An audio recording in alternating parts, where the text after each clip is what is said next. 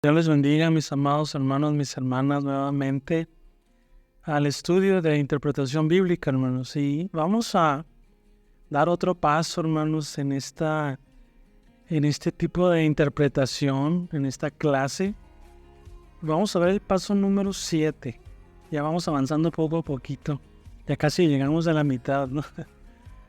El paso número 7 es analizar las palabras importantes. La semana pasada estuvimos viendo el tema, ¿no? De hacer un análisis gramatical, donde decíamos que teníamos que rescatar las palabras que nos causaran más problemas al momento de querer entenderlas cuando las tenemos en nuestras Biblias, que a veces parece que dicen otra cosa, y eso pues ya lo miramos la semana pasada. Pero ahora vamos a hacer un estudio, o sea, un análisis de las palabras importantes de nuestro pasaje. Sí, ya vamos a empezar a usar diccionarios, vamos a usar léxicos que nos van a ayudar en este aspecto. Sí, y pues es muy parecido a lo de la semana pasada en el sentido que no vamos a ver cada palabrita, analizar cada palabrita, sino que vamos a ir por las palabras que son más importantes para nuestro texto.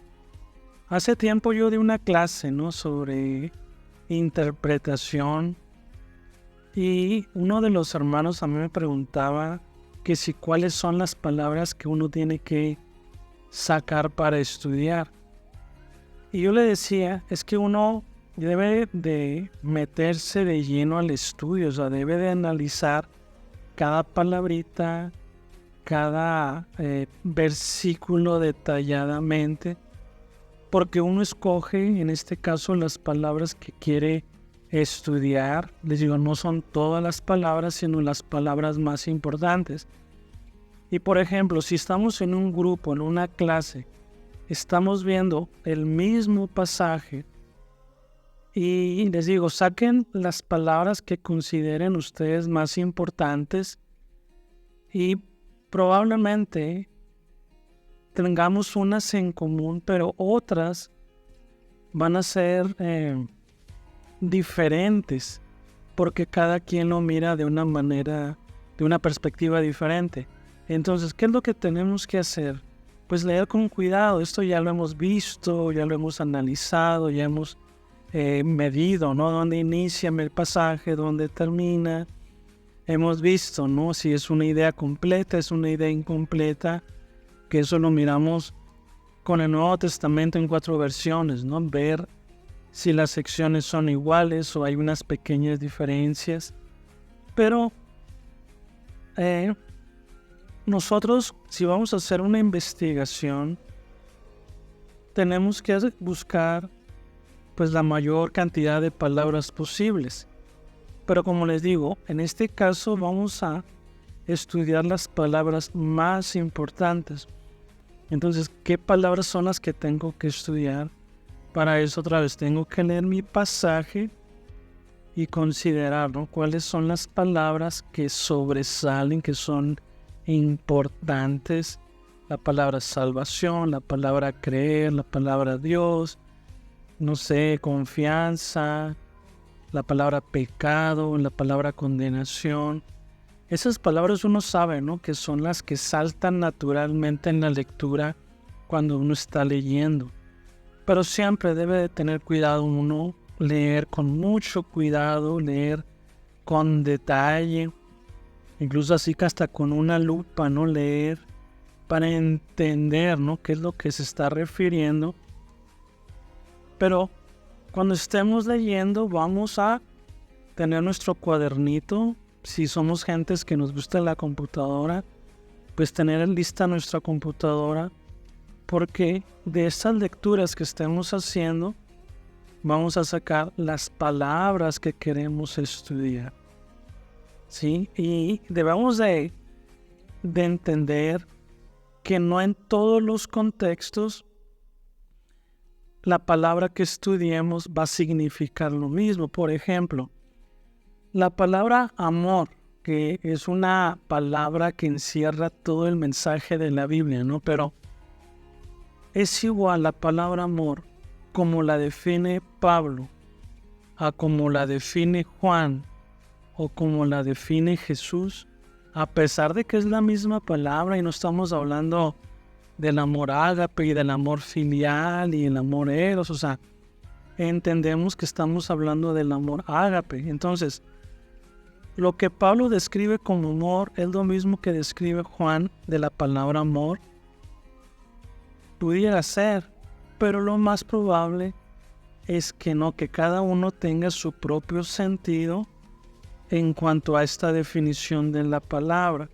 Entonces no podemos estudiar, por ejemplo, la palabra amor, que es bien importante en la Biblia, ¿no? Pero estudiarla. Y estoy viendo Juan 3:16, la palabra amor, ¿ok? Entonces, si yo ya entiendo lo que en Juan 3:16 significa la palabra amor, eso no quiere decir que esta definición sea general para todos los libros de la Biblia. En este caso, tendríamos que ver cómo lo entiende Pablo, cómo lo entiende Lucas, cómo lo entiende Pedro. Así que no necesariamente tiene que ser lo mismo. Entonces, aquí una pregunta, o sea, porque les estoy explicando, ¿no? De que hay palabras que sí tenemos que estudiar. Hay palabras que no son tan importantes en el pasaje, pero pues estudiando es cuando nos vamos a dar cuenta, ¿no? De que si era importante o no era importante. Pero, pues en este caso, si me dicen, analiza las palabras importantes, yo estudiaría todas, ¿no? O sea, para no equivocarme, ¿no? Pero para no hacer un estudio tan extenso de lo que es buscar, ¿no? Analizar.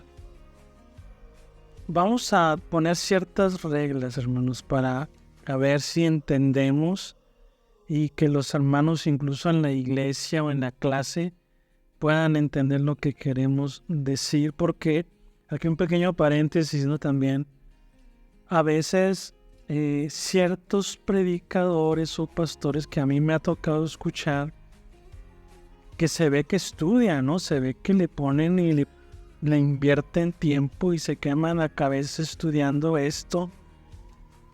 Pero a veces cuando están predicando dicen, es que esta palabra que está aquí viene del griego y significa esto y esto y esto. Y no, el estudio que hacemos, esto que estamos haciendo ahorita, ese estudio es para nosotros. Sí, ese estudio es simplemente para nosotros entender. Tal vez, si es una clase, sí se presta la oportunidad para explicar esos detalles. Pero si vamos a predicar, hay que evitar meterse en estos asuntos de que chequen el diccionario, que en el griego, que a veces son cosas que a los hermanos no les interesa mucho. Ellos quieren entender el mensaje principal de un pasaje.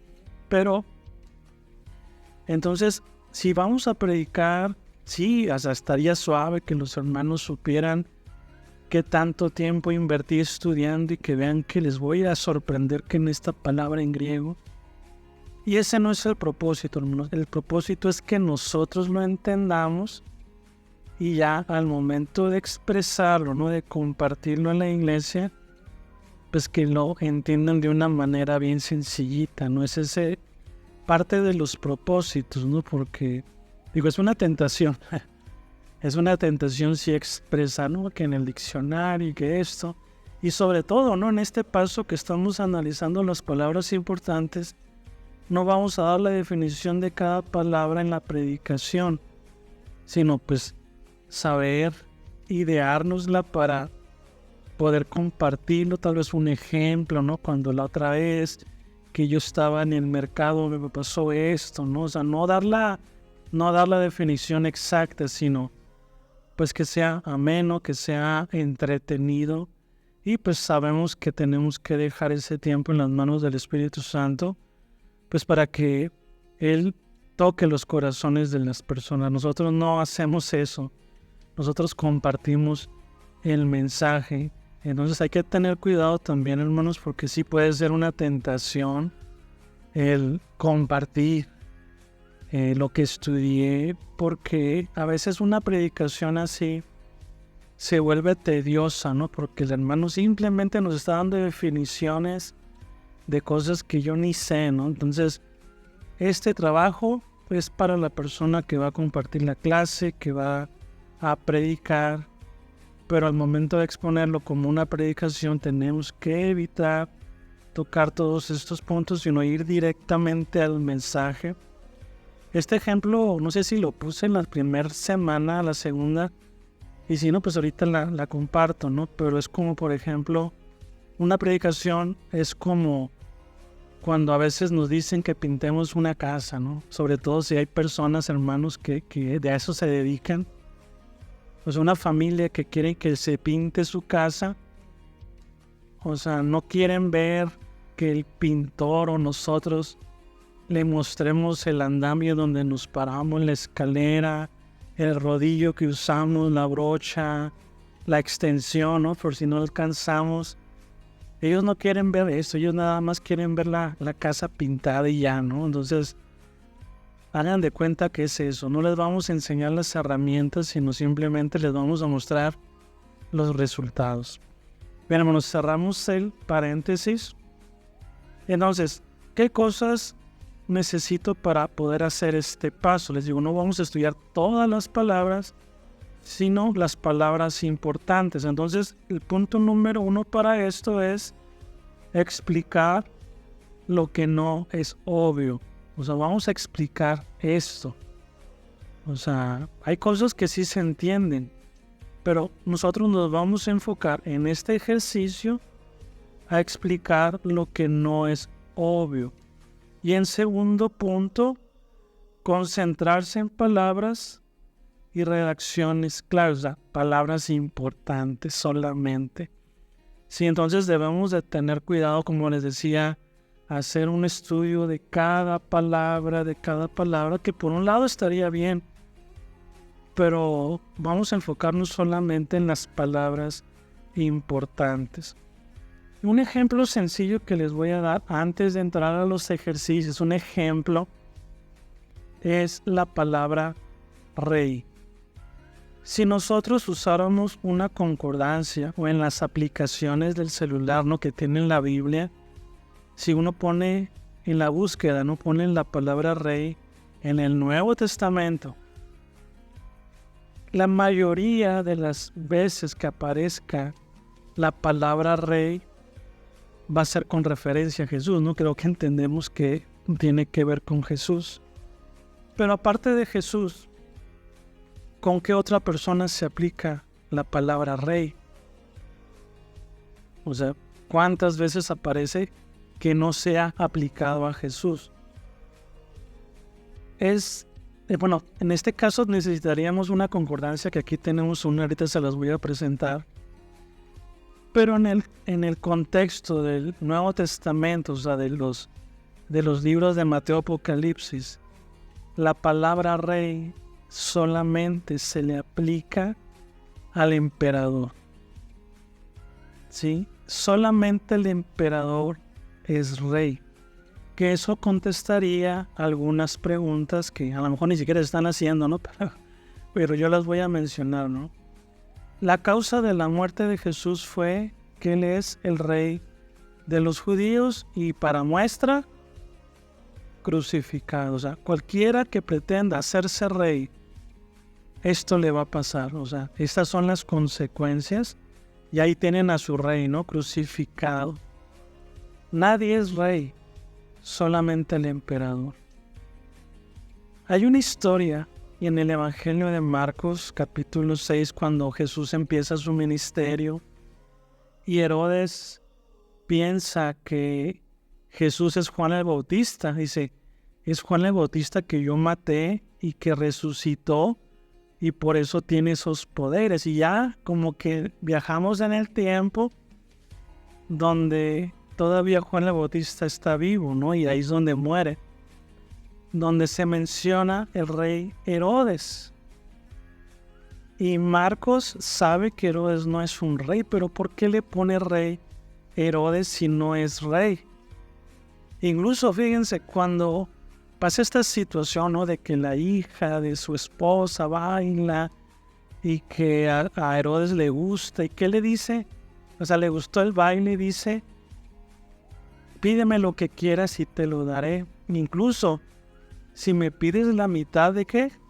De mi reino, yo te la voy a dar. O sea, Marcos sabía que Herodes no era rey. O sea, solamente el César o el emperador es rey. Incluso el mismo Herodes quiere ofrecerle la mitad de su reino a la hija, ¿no?, de su esposa. Entonces, ¿por qué se menciona casi como rey? O sea, él mismo se autoproclama rey. ¿Y por qué Marcos lo menciona como rey si solamente hay un rey?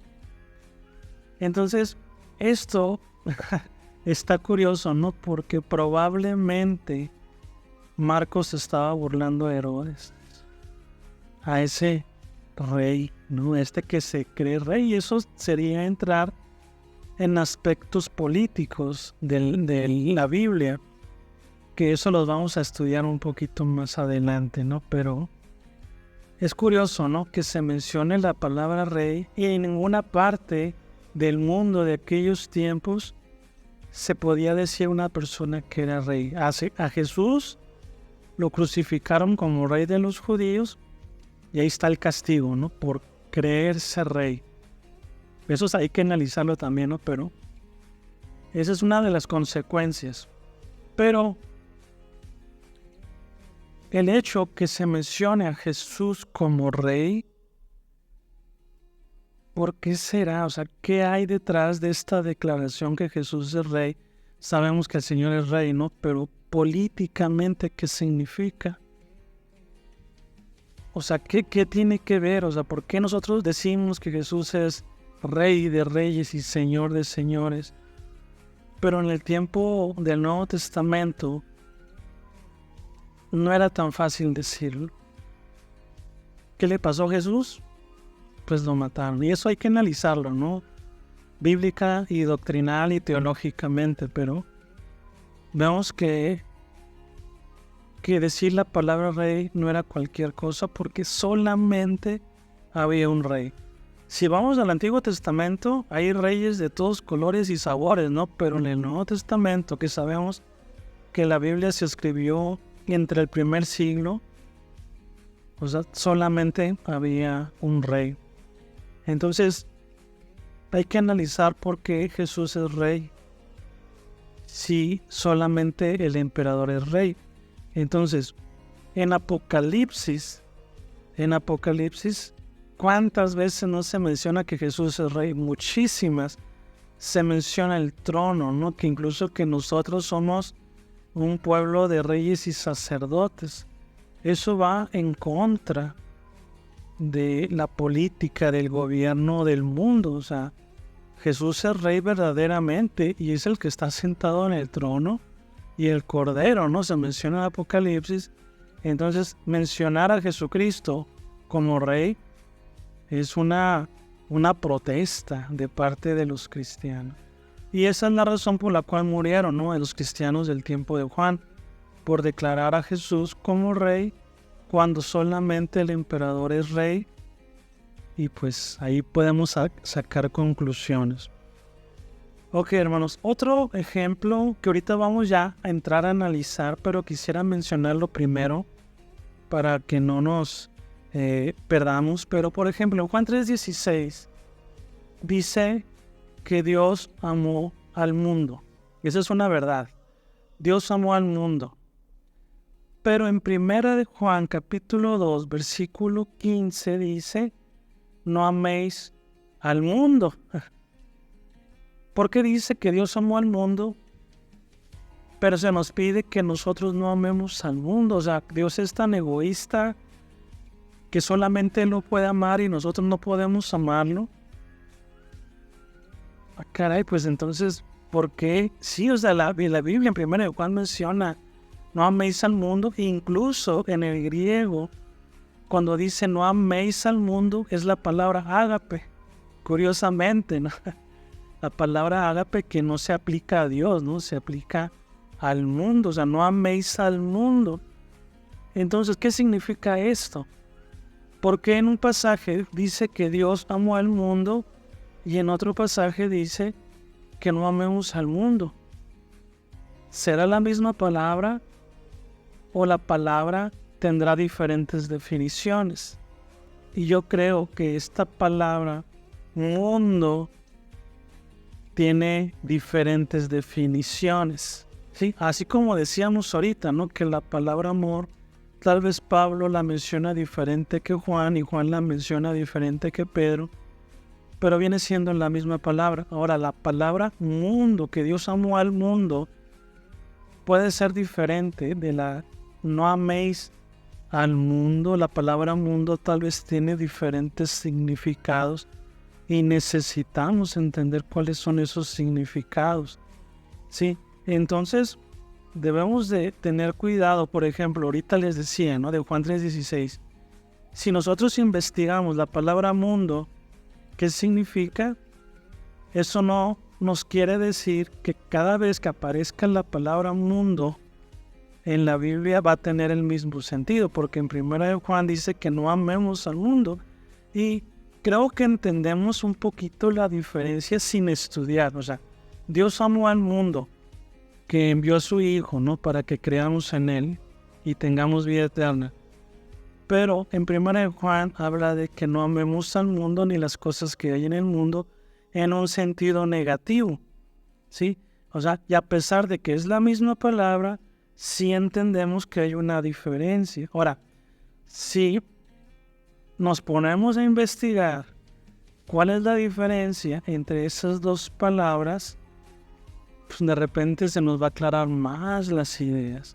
Así que, hermanos, pues vamos a pasar a este estudio, hermanos, a estos ejercicios. Recuerden que tenemos que analizar las palabras importantes y que vamos a explicar lo que no es obvio, pero también nos vamos a concentrar en palabras y redacciones claves o importantes. Así que vamos a analizar Juan 3:16 y vamos a ver qué palabras podemos rescatar que consideremos importantes para empezar a hacer este estudio. Si recuerden que lo que yo hago aquí es mínimo, hermanos, porque por el tiempo quiero hacerlo rápido, pero si ya lo empezáramos a hacer bien como es, pues sí nos llevaría un poco de tiempo, hermanos. Así que, hermanos, no piensen que así como exactamente como lo hago yo, que es breve realmente, o sea, ya, asunto resuelto, ¿no? Sino pasar mucho tiempo estudiando, hermanos, y yo sé que puede parecer enfadoso, pero entre más lo hagamos es muy entretenido, que ya se los he dicho varias veces, hermano. Así que vamos a pasar a estos ejercicios. Bien, hermanos, pues vamos a continuar, hermanos, con este ejercicio, pero primero quiero mostrarles los libros que se necesitan para estos ejercicios. Y hay muchos más, hermanos, hay muchos más que podemos usar, pero simplemente les quiero mostrar algunos libros básicos que nos pueden servir, que podemos conseguir, tanto físicos o podemos conseguirlos electrónicos, pero se los quiero mostrar. Este es el Diccionario Bíblico Mundo Hispano. Este libro, pues sabemos que es un diccionario, nos va a dar definiciones de muchos aspectos, pero lo que nosotros estamos buscando aquí ahorita son palabras teológicas. Porque, por ejemplo, si nosotros buscáramos qué es un cántaro, pues nos va, incluso tiene ciertas imágenes y nos va a describir lo que es un cántaro. Que este libro lo vamos a usar ahorita y lo vamos a usar más adelante, porque lo que estamos buscando ahorita es un análisis de las palabras importantes. Entonces, no nos vamos a enfocar tanto en cuánto era un estadio. Sí, o no sé, por ejemplo, ahorita que les dije del cántaro, o sea, que este libro nos puede dar la respuesta, pero ahorita no estamos buscando este tipo de definiciones, sino estamos buscando algo más teológico, ¿sí? Entonces este tiene de las dos, ¿no? De las dos. Así que pues les presento este libro.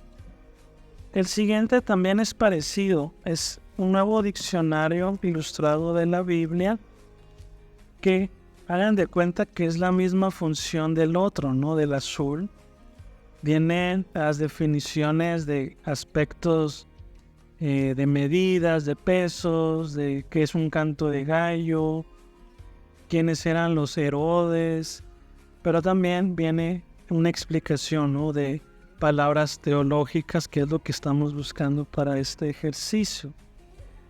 Hermanos, que yo sé que por lo menos han escuchado de un libro parecido, ¿no? Pero es una concordancia de las Sagradas Escrituras. Esta es de la versión Reina Valera, pero también pues hay concordancias de la versión internacional, o también en las aplicaciones de la Biblia tenemos una búsqueda, ¿no? Si buscamos una palabra, nos vienen todos los versículos en los que viene esa palabra, y esta es en español. Así que ahorita vamos a ver otra concordancia, que esta es una concordancia del griego, sí, que en estas dos sí es importante hacer la aclaración en estas dos concordancias, porque, por ejemplo, la palabra amor, como ya lo explicamos creo que la semana pasada, se describe de diferentes maneras. Por ejemplo, el amor ágape, el amor filial, en griego sí tiene su diferencia, pero en español viene la palabra amor. Así como que no hay tantas como definiciones en español para los diferentes tipos de amor. Entonces, a pesar de que pues ese es excelente para este tipo de ejercicios, también es bueno tener esta en griego, que podemos buscar la palabra en la interlineal que les había mostrado la otra vez.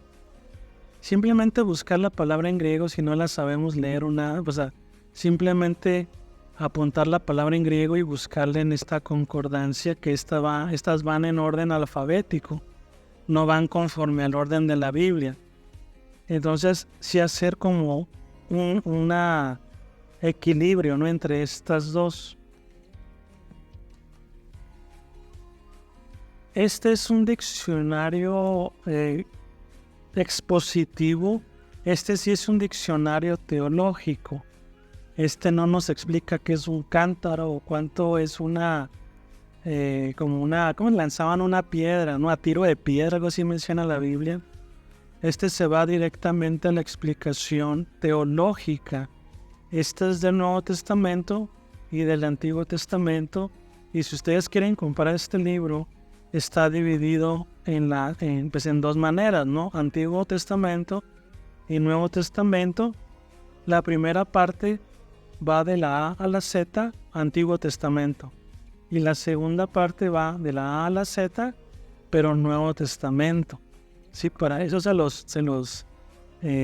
los adelanto, ¿no? Si quieren comprar este libro, porque sí, pues es bueno, pero es muy básico, hermanos, es muy, muy básico. Yo sé que hay personas que lo usan así como para todas sus predicaciones, pero pues sí está bien, hermanos, está bien. Yo lo recomiendo, pero recomiendo más hermanos. Este es un compendio del diccionario teológico del Nuevo Testamento. Solamente es del Nuevo Testamento. Creo que también hay uno del Antiguo, pero eso yo no lo tengo. Pero este es muy bueno y solamente es un compendio. Miren lo grueso que está este libro. Entonces es solamente un compendio. O sea, el original es 10 volúmenes. O sea, pues una colección completa.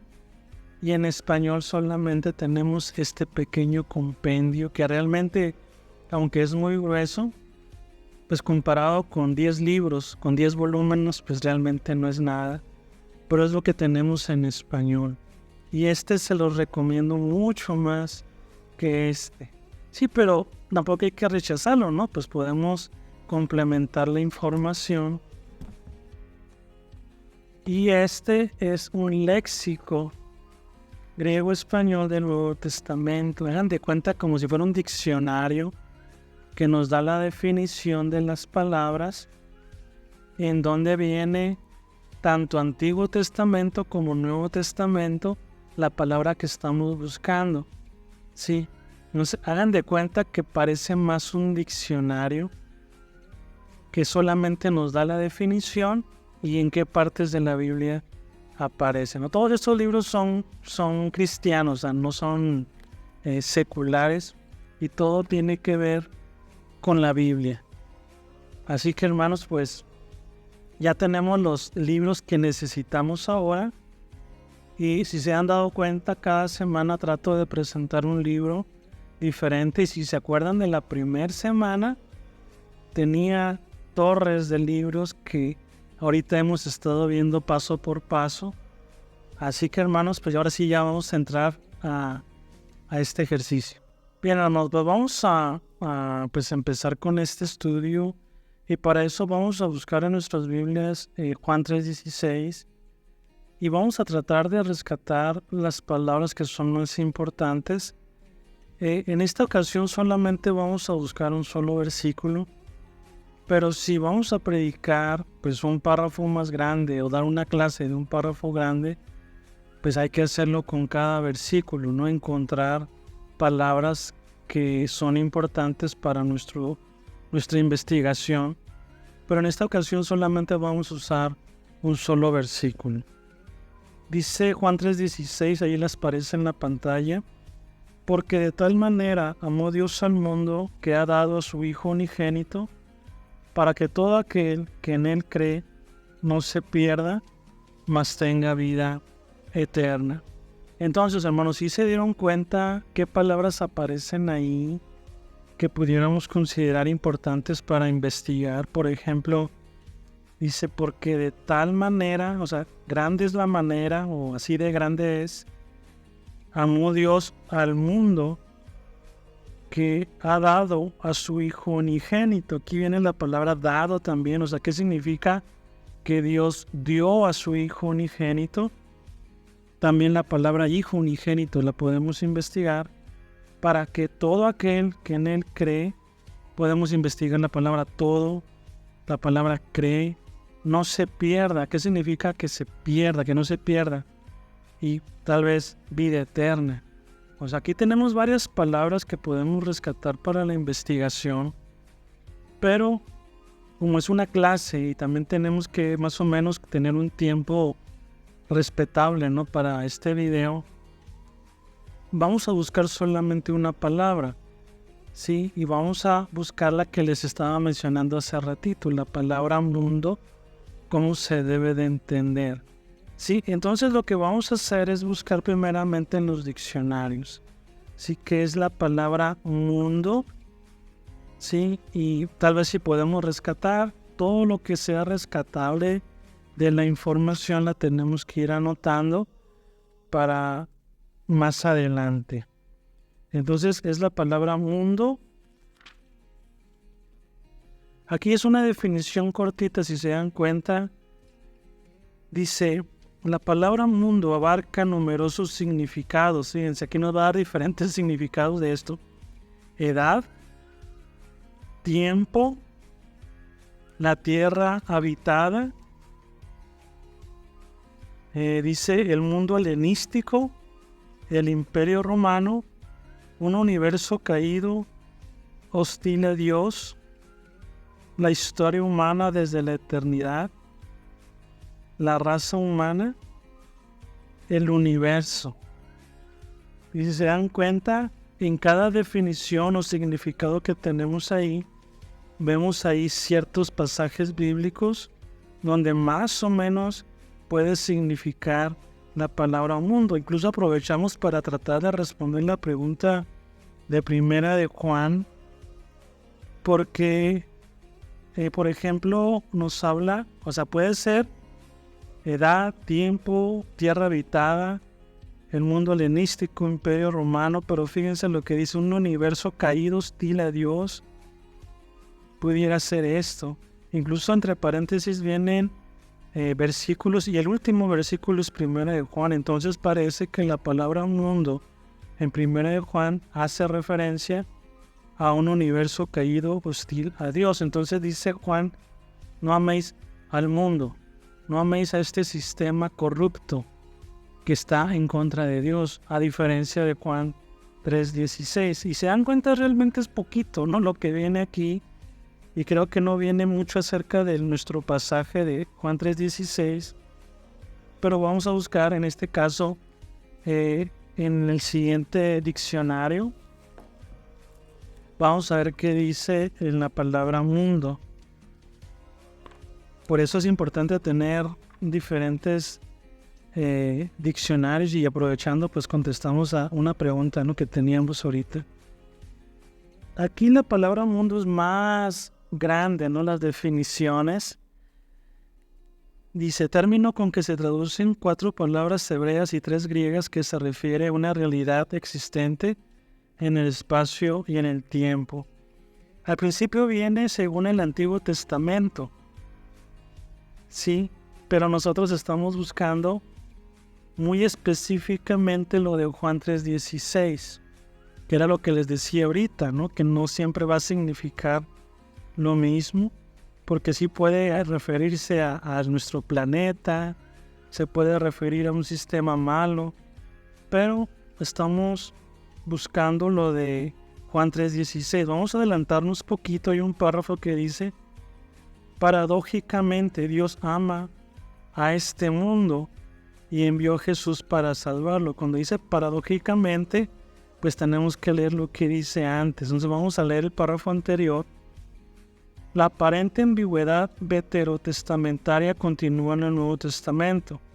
El mundo es la creación excelente de Dios, hecha por la actividad de su verbo para dar testimonio de él. Sin embargo, sería insensato ensalzarlo demasiado, porque el individuo vale más intrínsecamente. Es más, este mundo, identificado con el género humano caído y pecaminoso, está realmente en poder de Satanás. Viene en mayúscula para que lo busquemos la palabra Satanás, su príncipe, y ahí vienen ciertos pasajes.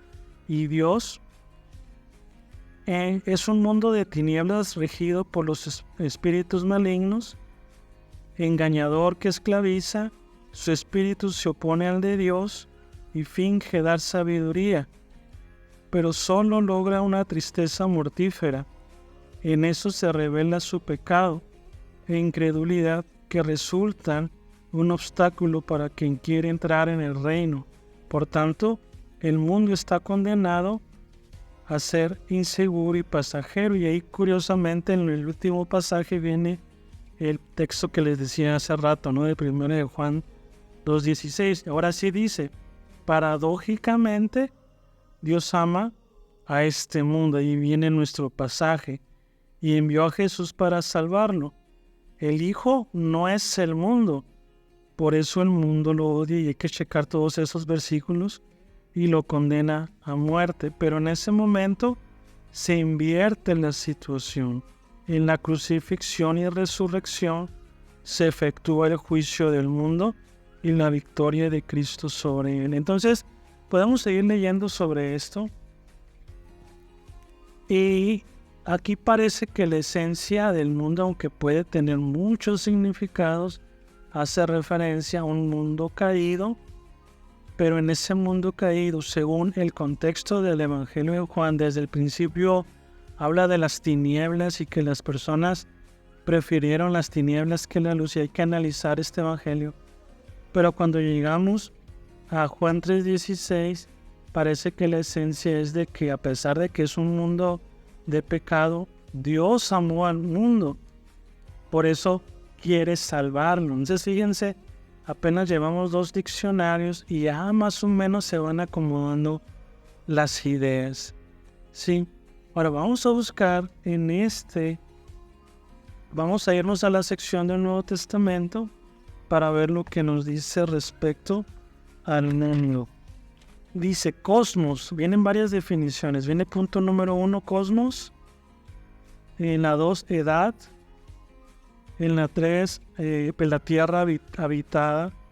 Y vamos a ver más o menos en dónde puede aparecer nuestro pasaje, porque son diferentes definiciones. Cosmos, primariamente orden, disposición, ornamento. Se utiliza para denotar la tierra. Ahí vienen pasajes donde probablemente se refiere al universo. Entre los griegos tenía este significado debido al orden que se observaba en él. Y viene una segunda, ¿no? Letra B, la tierra en contraste con el cielo. Y dice el C, por metonimia, la raza humana. En Juan 1:9, que venía a este mundo, se dice de Cristo, no de todo hombre, por su venida al mundo. Él era la luz para todos los hombres. Pues si se dan cuenta, en los pasajes viene Juan 3:16 y 17. Era lo que les decía hace ratito. En el segundo diccionario decía que, según el contexto, que Jesús es la luz y que las personas prefirieron las tinieblas que la luz. Y en este mundo de pecado, Dios amó tanto a este mundo que está mal por el pecado, mandó a su Hijo para que creamos en Él y tengamos vida eterna. Fíjense, ya se están acomodando las ideas de lo que significa mundo en Juan 3:16. Para terminar, vamos a checar este compendio que les decía, que es el que yo más les recomiendo, pero también hay que checar diccionarios teológicos, checar de todo para poder tener una mejor definición, ¿no?, de las palabras y estar completamente seguros.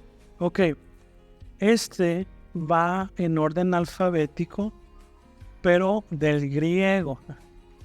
Es alfa, beta, gamma, delta, epsilon, así. Entonces, ¿qué hacemos si no sabemos griego, pero queremos buscar en este libro? Hay varias maneras de buscarlo, porque incluso no todas las palabras están acomodadas en orden exacto. Como es un compendio, a veces junta todas las palabras que más o menos significan lo mismo y las pone, ¿no? Las pone juntas para darles la definición correspondiente. Entonces, ¿qué vamos a hacer? Si no sabemos griego, en la parte de atrás del libro, en las últimas páginas, viene pues un índice temático, ¿sí? Podemos buscar la palabra cosmos en griego y asunto arreglado, pero si nos vamos en la parte de atrás, aquí vienen todas las palabras en orden alfabético en español. Nos vamos a la palabra mundo y nos va a dar el número de página. Aquí viene la palabra mundo, me manda a la página 451. Por si se dan cuenta, aquí vienen diferentes definiciones de mundo. Viene cosmeo, que es ordenar, cosmos, mundo, que es la que estamos buscando. Cosmios, de buen preceder, decoroso. Cósmicos, terrenal, mundano. Entonces nosotros vamos a ir a la sección de la palabra cosmos, que pues si se dan cuenta pues es bastante la información y que es bueno, ¿no?, tener este tipo de diccionarios. Pero aquí es tan profundo que no solamente nos da el significado general de la palabra cosmos, sino que nos da las diferentes formas de entenderlo, cómo lo entendían los griegos, cómo lo entendían los romanos, cómo lo entendían los judíos, cómo lo entendía Jesús, cómo lo entendía Pablo, cómo lo entendía Juan. Y eso es importante, ¿no?, tener las diferentes definiciones. En la letra D, ya casi al final de las definiciones, dice: estas ideas alcanzan su pleno desarrollo en los escritos juaninos, El cosmos es el universo del cual Cristo es la luz, lo que ya hemos dicho en diferentes ocasiones, y al cual llega o es enviado. Ahí vienen los pasajes, ¿no? Juan 3:17, 10:36, 11:27. Cristo y su reino no pertenecen al mundo. En el amor divino, Él ha venido a salvarlo, y ahí viene Juan 3:16 y 17. Y toda esta definición tiene que ver con Juan, tanto con el Evangelio como con las cartas. Pero parece que la idea de mundo en Juan 3:16 tiene que ver con un mundo caído que Dios viene a rescatar. Si se dan cuenta, pues lo buscamos rápidamente, lo encontramos rápidamente, pero les digo, tenemos que anotar todo esto, sobre todo si es la primera vez que estamos haciendo ese tipo de ejercicios. Es importante hacer anotaciones. Y les digo, saber lo que significa la palabra mundo en Juan no significa que para Pablo, para Pedro, para Lucas, para Mateo es exactamente la misma definición, sino que tenemos que ir revisando. Por eso yo les pedía que buscaran el versículo o Juan 3:16, porque ahí más o menos se encierra la idea de lo que es la palabra mundo. Entonces, es curioso que el versículo de porque de tal manera amó Dios al mundo, tal vez uno pudiera pensar en las personas que murió por todos, y sí, es parte de la definición, pero si vino a salvar algo, quiere decir que está perdido, que está condenado. Entonces, este mundo que se menciona en el Evangelio de Juan, capítulo 3, 16, tiene que ver con una salvación. O sea, el Señor vino a salvar el mundo, y como ya le dije varias veces en el contexto del Evangelio de Juan, desde el primer capítulo vemos esta esencia, ¿sí? Pero si estamos estudiando específicamente el versículo 16, pues podemos encontrar esta sorpresa, ¿no? Del concepto que Juan tiene del mundo, que tiene que ver con un mundo caído, con un mundo en pecado. Sí, hermanos, entonces, ¿qué les pareció este ejercicio?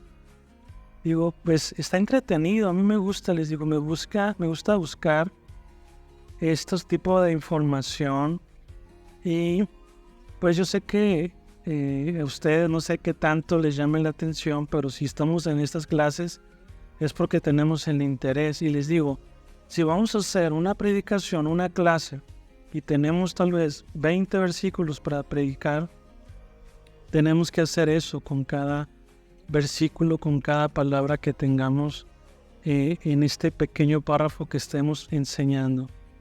Así que, hermanos, pues no sé cómo vayan con los ejercicios, si los están haciendo o no, pero si los están haciendo cada semana, creo que esto nos puede ayudar a ir aprendiendo a hacerlo, con estos ejercicios.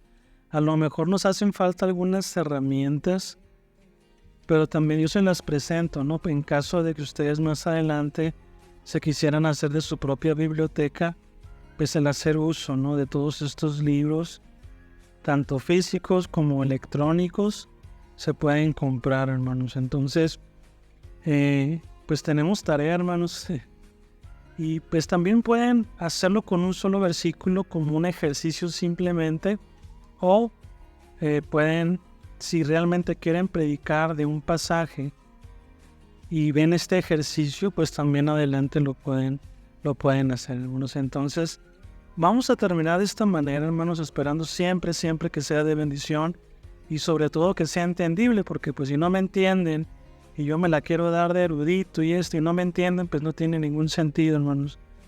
Yo trato de hacerlo lo más sencillo posible, que se entienda, para que ustedes mismos también puedan desarrollar estos ejercicios. Así que, hermanos, espero que se haya entendido, y si no, pues pueden hacer algún comentario por aquí para ayudarles a responder estas dudas que tienen. Así que, hermanos, vamos en el capítulo 7, ya casi estamos a la mitad, pero pues vamos a cada semana pues dar un paso diferente. Sí, mis hermanos, entonces pues vamos a terminar de esta manera. Disfrútenlo, hermanos, es entretenido. Y sobre todo, piensen que estamos haciendo un buen trabajo al momento de interpretar, que nos estamos esforzando por traer una sana interpretación de la Biblia. Entonces, hermanos, pues espero que todo esto que se está compartiendo sea de bendición para sus vidas. Así que, hermano, pues el Señor nos bendiga.